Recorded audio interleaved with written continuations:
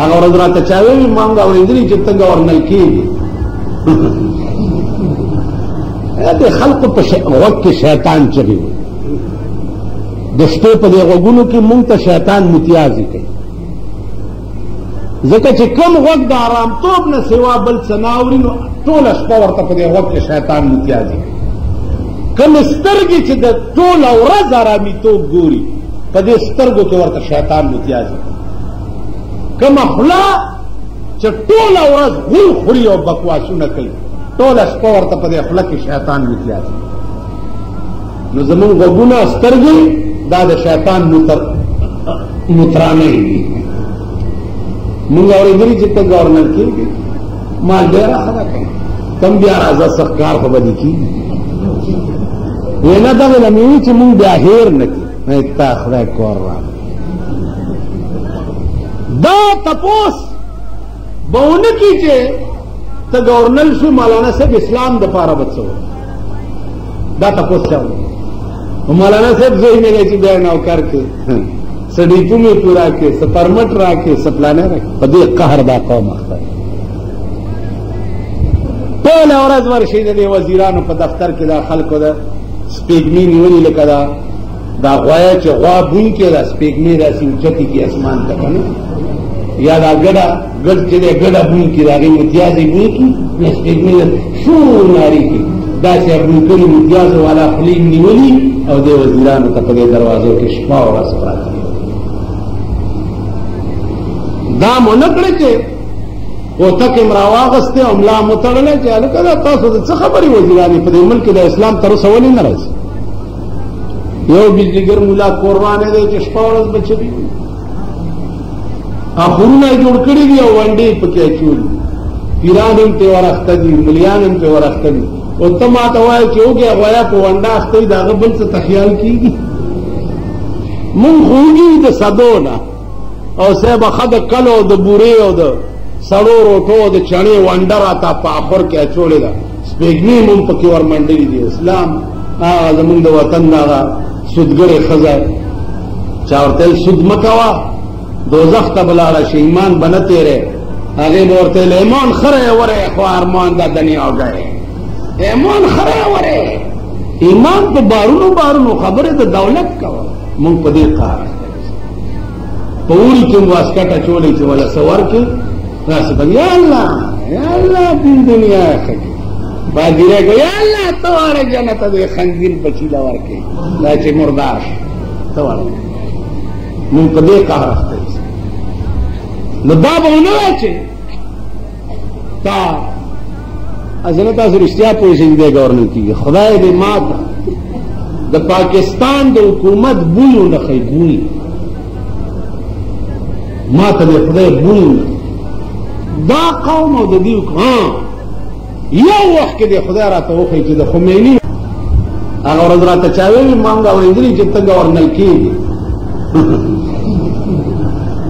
د خلقو په غوږ کې شیطان چغې وي د شپې په دې غوږونو کې مونږ ته شیطان متیازې کوي ځکه چې کم غوږ د آرامتوب نه سوا بل څه نه اوري نو ټوله شپه ورته په دې غوږ کې شیطان متیازې کوي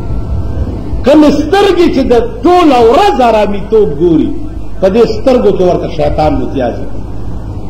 کمه خوله چې ټوله ورځ غول خوري او بکواسونه کوي ټوله شپه ورته په دې خوله کې شیطان متیازې نو زمونږ غوږونه سترګې دا د شیطان مترانې دي مونږ اورېدلي چې ته ګورنر کېږي ما ډېره ښه کوي تم بیا راځه سخت کار خو به دې کېږي وینا دغه نه مې وي چې مونږ بیا هېر نه کړي تا خدای کور راغی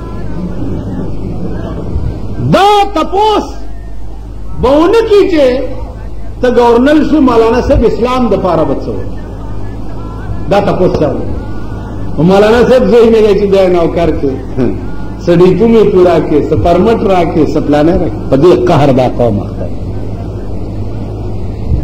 ټوله ورځ ورشي د دې وزیرانو په دفتر کې دا خلکو د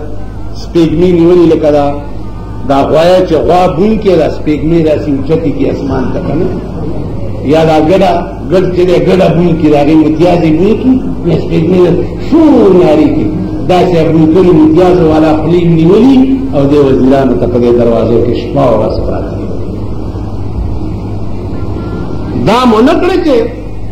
کوتک یې راواغستی او ملا مو تړلی چې هلکه دا تاسو د څه خبرې وزیرانې په دې ملک د اسلام تر اوسه ولې نه راځي؟ یو بجلیګر ملا قربانې دی چې شپه ورځ به چلي اخرونه یې جوړ کړي دي او ونډې یې پکې اچولي، پیران هم پرې ورخته دي، ملیان هم پرې ورخته دي. او ته ما ته وایې چې وګیا غویا په ونډه اخته وي د هغه بل څه ته خیال کېږي؟ مونږ خو وږي د سدو نه او صاحب ښه د کلو او د بورې او د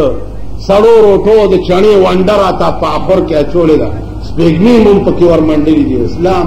هغه زمونږ د وطن د هغه سودګرې ښځه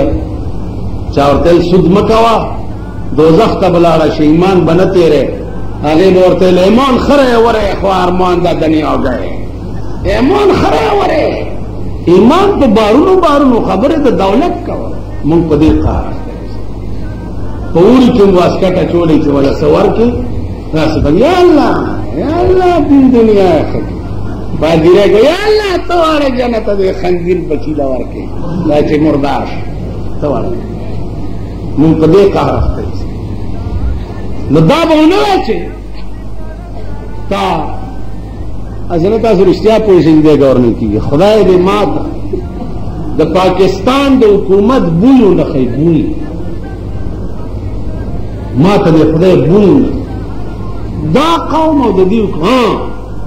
یو وخت کې دې خدای راته وښیي چې د خمیني نو عزیزانو اوس کم کم غم بجا مرزایان جاړي که شیعاګان جاړي که رافضیان جاړي که بهاولیان جاړي که دلته ځای به پوسټر روباسي اهل حدیث جاړي هغوی به پوسټر روباسي چې هلکه سینه باندې څوک لاس نه دي مونځ یې نه کړي او پرتوګې چې نیم نیم ویستی نه مونځ یې نه کړي او دومره کوتک مسواک به صاحبه په جیب کې ډومبلی مونځ کې بیا روباسي دغه پکې دا لا بل امام ابو حنیفه وایي به په ټکي نه پوهېدو دا لا بل غم دی ته کم کم دا ګناه د چا ده؟ ګناه د 40 کالو د پاکستان د حکومتونو ده. دوکباز بے ایمان د خدای غلا او د خدای دشمنان چې 40 کاله غوندې عمر عزیز شیخ سعدی وی 40 سال عمر عزیزت گذشت مزاج تو ازحالی طفلی نگشت. 40 کال عمر دې ډېر خوندناک تېر شه خو ستا د طبیعت نه هغه طفلیت ونه وه. پاکستان قوم تر اوسه په دې پوه نه شو چې د دې ملک قانون څه شی پکار. قرآن غوندې قانون په پاکستان کې پروت دی. اور حکومت چې پرې راغی خدای تباه او برباد کو ورکې کو هغه حکومتونو قرآن ته نږدې راغی.